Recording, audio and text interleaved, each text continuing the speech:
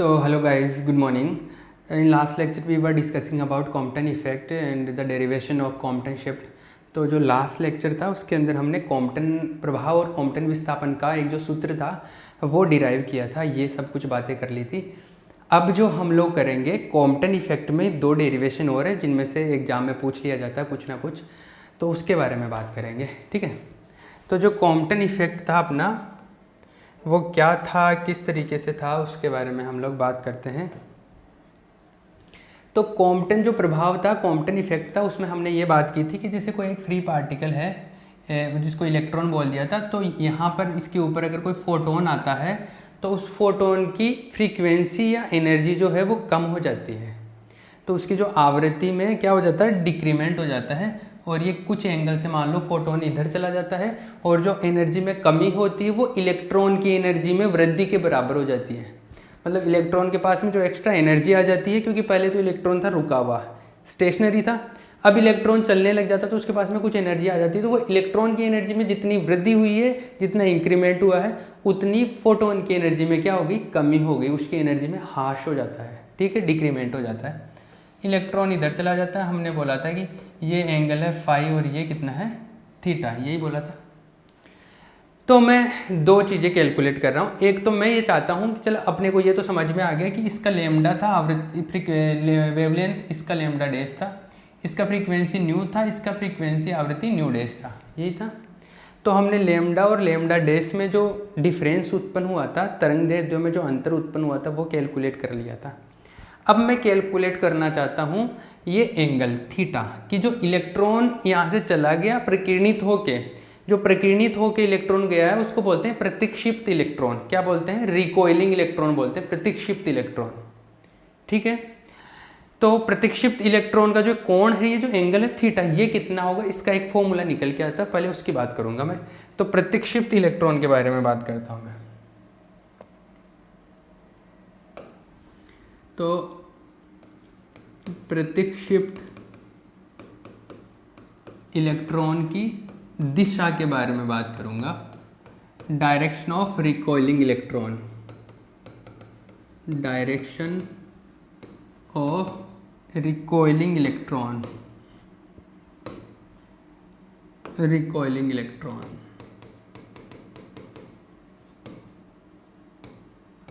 ठीक है, ये चीज़ होगी। अब वो एंगल कितना होगा वो बात करेंगे। तो सबसे पहले तो आप यहाँ पे प्रतिक्षिप्त इलेक्ट्रॉन या रिकॉइलिंग इलेक्ट्रॉन की डेफिनेशन लिख सकते हो। ठीक है, लिख लो, इसका डेफिनेशन लिख लो। कॉम्पटन प्रभाव, कॉम्पटन प्रभाव में प्रकीर्णन के पश्चात, कॉम्पटन प्रभाव में प्रकीर्णन के पश्चात इलेक्ट्रॉन की ऊर्जा में वृद्धि हो जाती है, इलेक्ट्रॉन की ऊर्जा में वृद्धि हो जाती है। इस इलेक्ट्रॉन को प्रतिक्षिप्त इलेक्ट्रॉन कहते हैं, इस इलेक्ट्रॉन को प्रतिक्षिप्त इलेक्ट्रॉन कहते हैं। ठीक है, after the phenomenon of Compton effect, या ऐसे लिखो, after the Compton scattering, after the Compton scattering, the energy of electron increases, the energy of electron increases, this electron is known as, this electron is known as recoiling electron। Cool है। देखो definition को ऐसे रटने की जरूरत नहीं है, अभी मैं दोबारा डेफिनेशन लिखवाऊंगा तो वर्ड आगे पीछे हो जाएंगे, सेंस वही रहना चाहिए। ठीक है, तो आपको डेफिनेशन रटने की जरूरत नहीं है, आपको समझ में आना चाहिए कि अच्छा इलेक्ट्रॉन कौन सा, वो स्कैटरिंग के बाद में, प्रकीर्णन के बाद में जो इलेक्ट्रॉन गया है जिसकी ऊर्जा में वृद्धि होगी, एनर्जी इंक्रीज होगी, वही रिकॉइलिंग इलेक्ट्रॉन, उसी को प्रतिक्षिप्त इलेक्ट्रॉन बोलते हैं। तो आपको रटना नहीं है, आपको ध्यान रखना है, कंसेप्ट को समझना है, डेफिनेशन खुद बना सकते हो। ठीक है, लेकिन फिर भी एक डेफिनेशन में लिखवा देता हूँ जो लिखवाई थी मैंने। ठीक है, अब मेरे को वो थीटा एंगल पता करना है कि वो एंगल कितना आएगा। कूल है, तो देखो ये थीटा एंगल मैं कहाँ से पता करूँगा, जो हमने पहले डेरिवेशन पढ़ा है ना, कॉम्पटन विस्थापन का, कॉम्पटन शिफ्ट का, उस डेरिवेशन से ही कुछ इक्वेशन उठाऊंगा और उनसे कैलकुलेट करूंगा। तो आप उसमें दो इक्वेशन आए थे, एक इक्वेशन नंबर 8 और इक्वेशन नंबर 9 आपकी कॉपी में लिखा हुआ होगा। जो पहला वाला डेरिवेशन था उसमें इक्वेशन नंबर 8 और इक्वेशन नंबर 9, वो इक्वेशन नंबर 8 और इक्वेशन नंबर 9 क्या थे? इसका मतलब ये है वो इक्वेशन की जरूरत पड़ रही है, तो अगर ये डेरिवेशन पूछेगा तो वो डेरिवेशन तो करना ही पड़ेगा आपको। समझ में आई बात? तो वो इक्वेशन नंबर 8 और इक्वेशन नंबर 9 लिखते हैं हम लोग। तो इक्वेशन नंबर 8, तो इक्वेशन नंबर 8 क्या था? इक्वेशन नंबर 8 ये था, आपकी कॉपी में देखो वो कुछ ऐसा इस तरीके से आया था, MVC cos theta equals to H nu minus nu dash cos phi. एक इक्वेशन तो ऐसा आया था, इसको इक्वेशन नंबर 8 बोला था। और एक आया था MVC sin theta equals to H, ये था H new dash sine phi. जी बिल्कुल, ये दो इक्वेशन मिले थे अपने को, इक्वेशन नंबर 8 और इक्वेशन नंबर 9। अब देखो पहले जो हमने डेरिवेशन किया था ना कॉम्पटन विस्थापन के लिए, उसमें तो हम दोनों ने इन दोनों का स्क्वायर करके हमने और क्या कर दिया था, जोड़ दिया था, ऐड किया था, और वहाँ से वो कुछ और फॉर्मूला मिल गया। अब यहाँ पर मुझे थीटा निकालना है। क्या निकालना है? थीटा। तो मैं टेन थीटा निकाल लेता हूँ। तो टेन थीटा निकालने के लिए मैं इन दोनों को डिवाइड करना पड़ेगा। ठीक है, तो डिवाइड कर लेते हैं। तो equation number 9 divided by equation number, देखो आपको रटने की जरूरत नहीं, आपके दिमाग में विजन ये क्लियर होना चाहिए कि मुझे कैलकुलेट क्या करना है। जब आपको ये पता रहेगा कि कैलकुलेट क्या करना है तो आप इजीली निकाल सकते हो कि आपको क्या फाइंड करना है। तो उसके लिए आप तरीके लगा सकते हो। तो मैं इसमें डिवाइड कर रहा हूँ, डिवाइड करूँगा तो देखो MVC से कैंसिल आउट हो जाएगा। 9 को डिवाइड कर रहा हूँ तो sine theta upon cos theta आएगा, और sine theta upon cos theta क्या होता है? Tan theta. तो ये आएगा टेन थीटा। इसमें देखो H से कैंसिल आउट हो जाएगा, ऊपर बचेगा न्यू डेज साइन फाई, और नीचे बच जाएगा nu minus nu dash cos phi, ये बचेगा। ठीक है, इसमें देखो C equals to nu lambda होता है। तो एक फॉर्मूला तो मेरे पास में वो जो एंगल का फॉर्मूला बता रहा था ये आ गया, जो कोण आया था प्रतिक्षिप्त कोण, ये जो थीटा है, इस कोण को प्रतिक्षिप्त कोण भी बोलते हैं थीटा को। मैं ऐसे थीटा के लिए बोलता हूँ एंगल ऑफ रिकॉइलिंग या recoiling angle, angle of recoil, या इसको बोलते हैं प्रतिक्षिप्त कोण।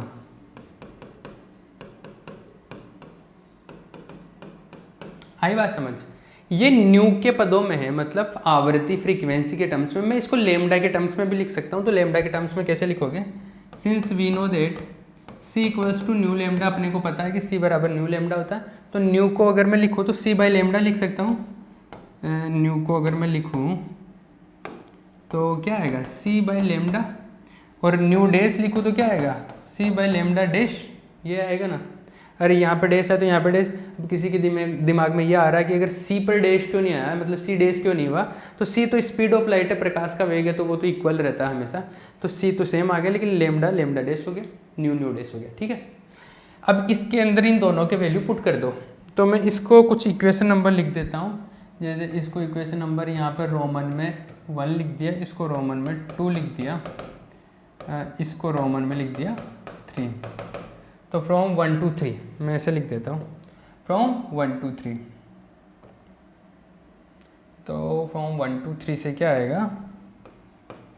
From 1 2 and 3। तो ये आ जाएगा क्या? ये आएगा टेन थीटा इक्वल्स टू, यहाँ पे आएगा C बाई लेमडा, यहाँ पे आएगा C बाई लेमडा, यहाँ पे C डैश बाई लेमडा, यहाँ पे भी C डैश बाई लेमडा। तो इनकी वैल्यू रखते हैं, तो आएगा टेन थीटा इक्वल्स टू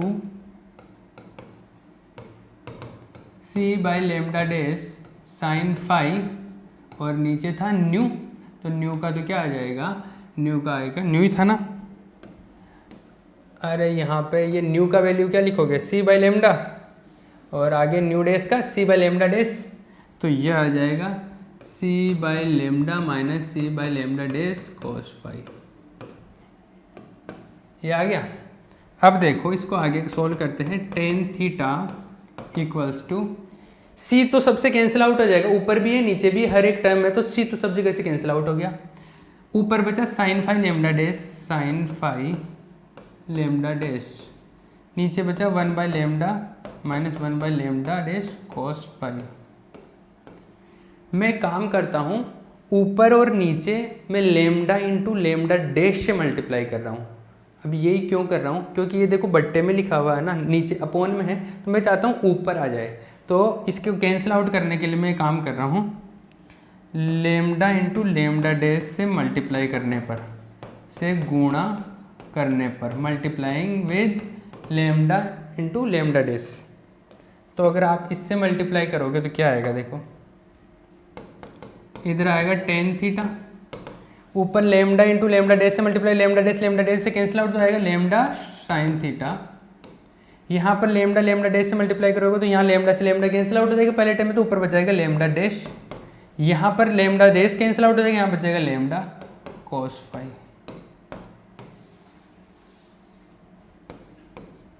ये आ गया। तो ये फॉर्मूला आ गया किसका, ये थीटा जो प्रतिक्षिप्त कोण था ये लेमडा के टर्म्स में आ गया, और यहाँ पर जो आया था अपने पास में ये फ्रीक्वेंसी के पदों में था, ये आवृत्ति के पदों में था, ये लेमडा के पदों में था, तो दोनों के टर्म्स में आ गया। ठीक है, एग्जाम में भी ये भी पूछ ले, वो भी पूछ ले, डायरेक्ट कभी कभी क्या होता है ये दे दिया और बोल देगा कि इसको डिराइव करो, इसको व्युत्पन्न कीजिए इसका। तो आपको जो पहले सब कुछ किया है ना कॉम्पटेंट शिफ्ट का भी फॉर्मूला, वो भी आपको डिराइव करना पड़ेगा, यहाँ तक पूछेगा, इसलिए जनरली इसको पूछता नहीं है, पर मैं भी कभी लॉन्ग क्वेश्चन में पूछ ले तो आपको पहले वो सब कुछ करना पड़ेगा फिर ये करना पड़ेगा। ठीक है, मतलब जो लास्ट डेरिवेशन किया है ना कॉम्पटेंट विस्थापन का वो भी निकालना पड़ेगा। क्लियर है? अब ये हो गया भैया। अब एक और डेरिवेशन की बात करता हूँ, ये तो पता चल गया। एक और डेरिवेशन आता है, वो ये आता है कि जो इलेक्ट्रॉन के पास में जो एनर्जी कन्वर्ट हुई है, क्या होता है कॉम्पटन विस्थापन में, अभी सॉरी कॉम्पटन इफेक्ट में हमने पढ़ा कि कॉम्पटन इफेक्ट में क्या होगा कि ये जो इलेक्ट्रॉन था ये पहले रुका हुआ था, तो इसके पास में जो एनर्जी थी, पहला लेक्चर याद करना कॉम्पटन इफेक्ट का, उसमें हमने माना था कि इसकी जो एनर्जी है, क्योंकि रुका हुआ तो इसकी एनर्जी है m0c², यही था। और जो फोटोन आ रहा था, फोटोन की आवृत्ति अगर न्यू है तो इसकी एनर्जी थी h न्यू के बराबर, इसकी आवृत्ति थी, यही था। अब जब फोटोन इससे कोलिजन करता है, टक्कर करता है, स्कैटरिंग होता है, प्रकीर्णन होता है, फोटोन इधर चला जाता है और फोटोन की एनर्जी आ जाती है कुछ ई डैश, जिसको हमने बोल दिया था h न्यू डैश, ऐसा हो गया था। ये तो फोटोन की एनर्जी आ गई, और इलेक्ट्रॉन जो था उसकी जो एनर्जी, टोटल एनर्जी जो थी वो mc² के बराबर आ गई थी, यही थी। इसकी टोटल एनर्जी mc² के बराबर आ गई थी, पहले m0c² थी, इसकी पहले एनर्जी h न्यू थी, अब हो गई थी h न्यू डैश। तो मुझे ये पता करना है कि फोटोन की ऊर्जा में कितना परिवर्तन हो गया, change in photons energy. Photon की ऊर्जा में जितनी कमी होगी उतनी इलेक्ट्रॉन की ऊर्जा में क्या हो जाएगी, वृद्धि हो जाएगी, इलेक्ट्रॉन के पास में एनर्जी आ जाएगी, यही जो था, अरे यही बात है ना। तो वो निकालना है मुझे, क्या एनर्जी हाश निकालना है, ऊर्जा में कमी निकालनी है फोटोन की या इलेक्ट्रॉन की ऊर्जा में वृद्धि, एक ही बात है, दोनों बराबर ही है। तो इस चीज़ को दो तरीके से पूछा जाता है। क्या पूछेगा एक सेकेंड, क्या पूछेगा आपको, ये पूछेगा कि फोटोन का ऊर्जा हाश बताओ, फोटोन का ऊर्जा हाश मतलब ऊर्जा में कमी, या तो ये बोल दिया फोटोन की ऊर्जा में जो कमी होगी वो ही क्या होगी, इलेक्ट्रॉन की ऊर्जा में वृद्धि। तो मैं ऐसे भी इसको ऐसे भी बोल देते हैं, इलेक्ट्रॉन की ऊर्जा में वृद्धि। तो ये दोनों ही चीज़ें पूछे तो एक ही आंसर है अपने पास, तो मतलब डिक्रीमेंट इन फोटॉन्स एनर्जी, या मैं ऐसे बोल लूँ increment in electrons energy, increment in electron energy. ठीक है, तो इन दोनों में से कुछ भी पूछे अपने का आंसर एक ही है। तो देखो मैं इसको दो तरीके से लिख सकता हूँ, फोटोन की ऊर्जा में कितनी कमी होगी, फोटोन की ऊर्जा में कमी, या change in photons energy, change in photons energy, जो फोटोन की ऊर्जा में जो कमी होगी या जो बदलाव होगा, जो परिवर्तन होगा, फोटोन की ऊर्जा में परिवर्तन, फोटोन की ऊर्जा में परिवर्तन या कमी या ह्रास, कुछ भी बोलो, ये किसके बराबर होगा? इलेक्ट्रॉन की ऊर्जा में वृद्धि के बराबर होगा, मतलब इलेक्ट्रॉन की ऊर्जा में परिवर्तन के बराबर। तो इलेक्ट्रॉन की ऊर्जा में परिवर्तन, ऊर्जा में जो परिवर्तन आएगा ना वो change in electrons energy, electrons energy. ठीक है, तो आप ये देखो फोटोन की ऊर्जा में कितना परिवर्तन आया। फोटोन की जो ऊर्जा थी शुरू में कितनी थी आपकी, एच न्यू थी, ये थी। बाद में कितनी हो गई, एच न्यू डैश हो गई, कम हो गई थी ना। तो इसका जो चेंज हुआ, जो परिवर्तन हो गया, वो क्या है? फोटोन की एनर्जी में परिवर्तन, यही है ना, ये आ गया। अगर मैं इलेक्ट्रॉन की ऊर्जा में वृद्धि के हिसाब से बात करूं तो इलेक्ट्रॉन की ऊर्जा में वृद्धि हुई है, मतलब बाद में ज़्यादा है, और बाद में ज़्यादा है तो बाद में ज़्यादा है कितनी, एम सी स्क्वायर है। पहले कितनी थी, एम नॉट सी स्क्वायर। तो एम सी स्क्वायर में से m not c square minus कर दो तो कितना चेंज हुआ है या कितनी बड़ी है वो पता चल जाएगा, क्योंकि बाद में ज़्यादा है। इसमें पहले ज़्यादा थी तो पहले वाले में से बाद वाला माइनस कर दिया, इसमें बाद वाली ज़्यादा है तो एम सी स्क्वायर में से m not c square minus कर देता हूँ। ये एम नॉट सी स्क्वायर किसी को नहीं समझ में आ रहा तो पहले जो इससे पहले कॉम्पटन इफेक्ट जहाँ से स्टार्ट किया था ना, वहाँ पर ये सारी चीज़ें बताई थी मैंने, वहाँ पर देख लेना।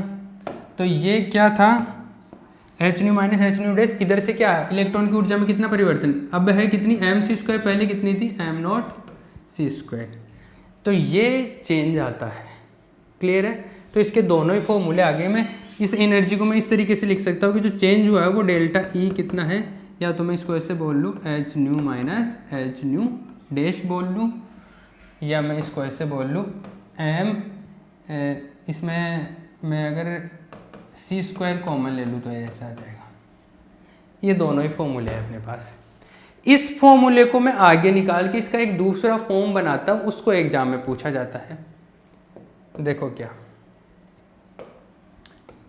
ये है डेल्टा ई इक्वल्स टू, इसके बारे में बात कर रहा हूँ, उस आगे वाले पोर्शन के बारे में बात नहीं करा। ये जो है इसमें एच न्यू कॉमन ले लिया तो ये आ गया 1 माइनस एच से H cancel, new dash by new. इसको कोई मैं इक्वेशन नंबर लिख देता हूँ, अभी तक इस डेरिवेशन में कोई इक्वेशन नंबर नहीं लिखा ना, तो इसको इक्वेशन नंबर लिख देता हूँ मैं, कुछ ए इक्वेशन नंबर लिख दिया, कैपिटल है, ठीक है। ये फॉर्मूला, इसका एक दूसरा फॉर्म कैलकुलेट करके लाता हूँ, उसके अंदर न्यू डैश नहीं होना चाहिए। मैं चाहता हूँ कि इसके अंदर न्यू डैश को हटा दूँ मैं, तो न्यू डैश को हटाने के लिए मैं एक और इक्वेशन से इसको यूज करूँगा और इस न्यू डैश को हटाता हूँ, क्योंकि एग्जाम में न्यू डैश को हटाने के बाद में जो फॉर्म आता है, जो टर्म बनेगा वो पूछ लिया जाता है डायरेक्ट, इसलिए मैं वो लाने की कोशिश कर रहा हूँ। अभी पता चल जाएगा क्या।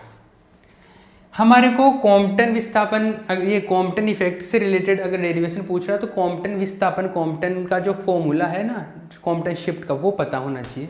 और कॉम्पटन शिफ्ट का जो फॉर्मूला है वो क्या है, कॉम्पटन शिफ्ट का फॉर्मूला हमारे को पता है, since we know that lambda dash minus lambda equals to h upon m not c 1 minus cos phi. ये फॉर्मूला तो पता ही है अपने को। अब देखो, मुझे न्यू डैश को हटाना है तो मैं इसमें न्यू डैश के टर्म में लाना चाहता हूँ, तो लेमडा को पहले तो न्यू में बदल दो। आपको स्टेप्स रटने नहीं है, आपको ये समझना है कि मुझे लाना क्या है, वो चीज़ दिमाग में रहेगी तो आप खुद भी अलग तरीके से भी कर सकते हो इसको। तो मुझे न्यू डैश को हटाना, तो मैं यहाँ से पहले इसको न्यू में बदलूंगा, फिर न्यू डैश का वैल्यू यहाँ पे पुट करने की कोशिश करूँगा, कुछ ऐसा दिमाग में क्लियर है। तो मैं पहले तो इसको लेमडा को हटा देता हूँ, तो अपने को पता है कि सी इक्वल्स टू न्यू लेमडा होता है, मतलब लेमडा जो होता है वो सी बाई न्यू होता है। और इसी तरीके से अगर लेमडा डैश की बात करूँ तो वो क्या हो जाएगा, सी बाई न्यू डैश हो जाएगा। तो इन लेमडा डैश का दोनों का वैल्यू मैं अगर यहाँ पे पुट कर दूँ तो देखो क्या आएगा, ये आ जाएगा c by nu dash minus c by nu equals to h upon m not c 1 minus cos phi. ये आ गया। इसको आगे देखो, इसमें से सी कॉमन ले लूँ मैं, अगर सी कॉमन आ गया तो ये आगे 1/न्यू डैश माइनस 1/न्यू h upon m not c 1 minus cos phi. ठीक है, ये सी को इधर मल्टीप्लाई कर देता हूँ, 1/न्यू डैश माइनस 1/न्यू h upon m not c square हो जाएगा, सी को इधर मल्टीप्लाई किया तो 1 माइनस कोस फाई। ठीक है, 1 जो न्यू है इसको इधर ले आता हूँ, मुझे न्यू डैश चाहिए था ना, न्यू डैश चाहिए था, आप याद करो।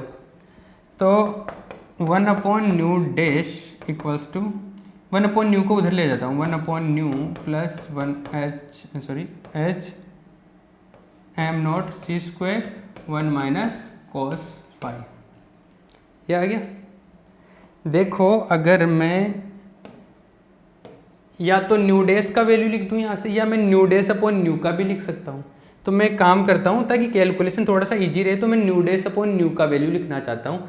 तो मैं इस पूरे डेरिवेशन को अगर न्यू से मल्टीप्लाई कर दूँ, न्यू से क्यों कर रहा हूँ मैं, अगर देखो न्यू से अगर मल्टीप्लाई कर दूँ तो न्यू से गुणा करने पर,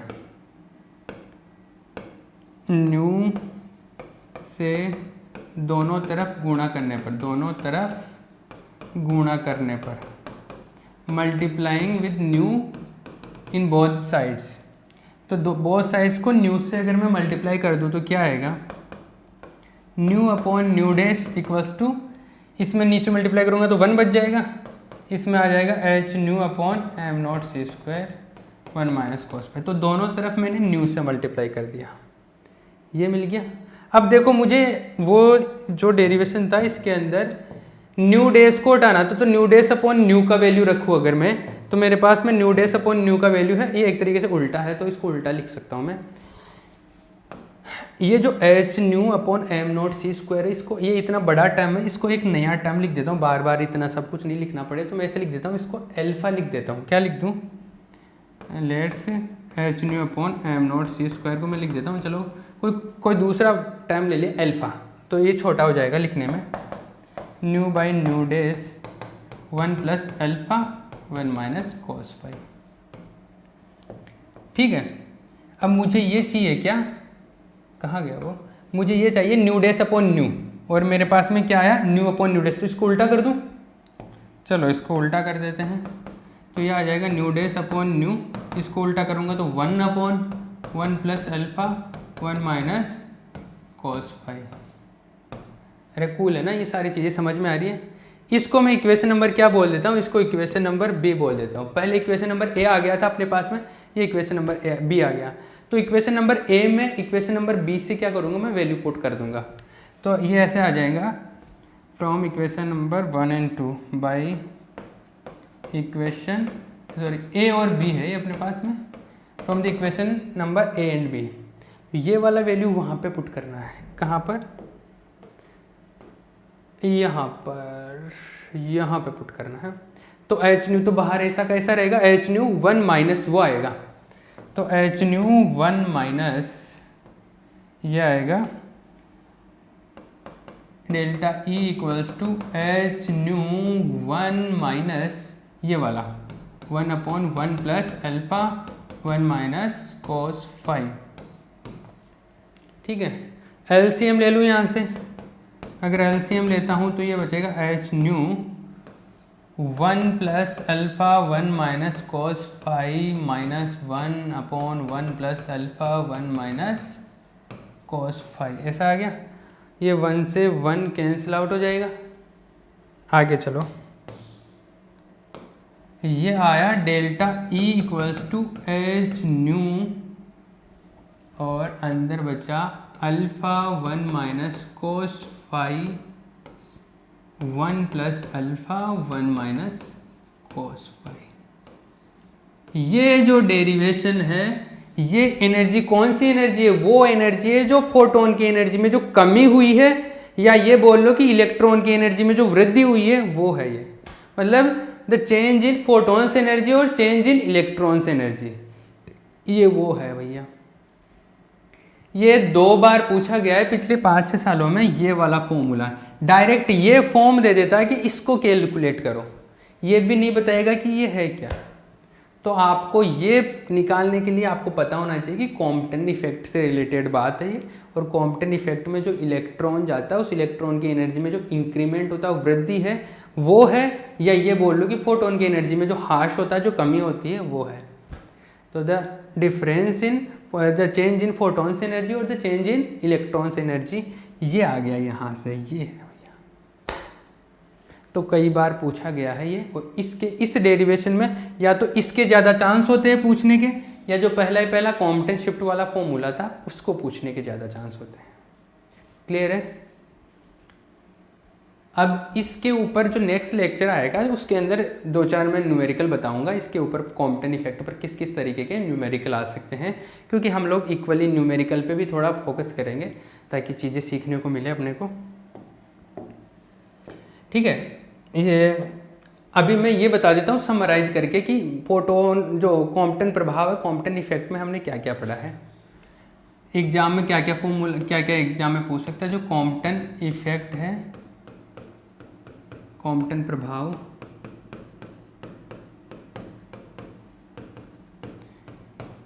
इसके अंदर पहले तो हमने इसकी डेफिनेशन पढ़ी थी, परिभाषा पढ़ी थी, परिभाषा डेफिनेशन। कोई भी डेरिवेशन पूछे इनमें से वो डायग्राम तो बनाना ही बनाना है, वो फोटोन और इलेक्ट्रॉन वाला, उधर जाने वाला उधर जाने वाला, क्योंकि उसके बिना आपको खुद को भी आइडिया नहीं लगेगा कि मेरे को किसको क्या मानना है। वो इमेज दिमाग में रहेगी तो आप सब कुछ क्लियरली देख पाओगे, बता पाओगे। ठीक है, तो डेफिनेशन हो गया था। उसके बाद में कॉम्पटन शिफ्ट का जो फॉर्मूला था, डेरिवेशन था कॉम्पटन शिफ्ट, कॉम्पटन शिफ्ट का, कॉम्पटन विस्थापन का फॉर्मूला, कॉम्पटन विस्थापन का जो सूत्र था वो तो हमेशा याद होना चाहिए। कॉम्पटन विस्थापन का जो सूत्र है, जो फॉर्मूला है, वो तो हमेशा दिमाग में रहना चाहिए। तो lambda dash minus lambda equals to h by m not c 1 minus cos phi. ये फॉर्मूला हमेशा दिमाग में आपके रहना चाहिए भैया।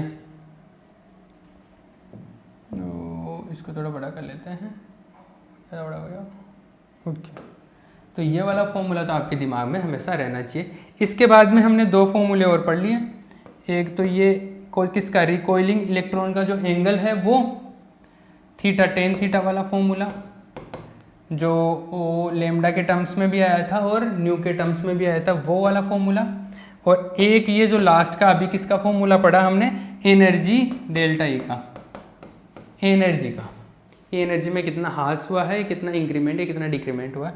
ये 4 चीज़ें पढ़ी है कॉम्पटन इफेक्ट के अंदर। ये 4 चीज़ें आपको पता होनी चाहिए। ये मतलब ये तो डेफिनेशन था, एक डेरिवेशन तो ये हो गया, 2 डेरिवेशन ही हो गए। इनमें जो इंपॉर्टेंट डेरिवेशन है, ये डेफिनेशन तो मतलब आना ही चाहिए। छोटे क्वेश्चन में भी कभी डेफिनेशन पूछ लेता है, बड़े क्वेश्चन में डेफिनेशन के साथ में इनमें से कुछ पूछता है। तो या तो पूछेगा ये कॉम्पटन शिफ्ट वाला, और या पूछता है फिर ये डेल्टा ई वाला, क्योंकि टेन थीटा अगर पूछता है तो फिर ये कॉम्पटन शिफ्ट तो करना ही पड़ता है। तो इतना बड़ा जनरली पूछता नहीं है। तो या तो ये सेकंड नंबर वाला जो है, या ये 4th नंबर का ये पूछेगा। ठीक है, ये सारी चीज़ें नेक्स्ट लेक्चर में हम इसके ऊपर न्यूमेरिकल करेंगे। क्लियर है? ओके भैया।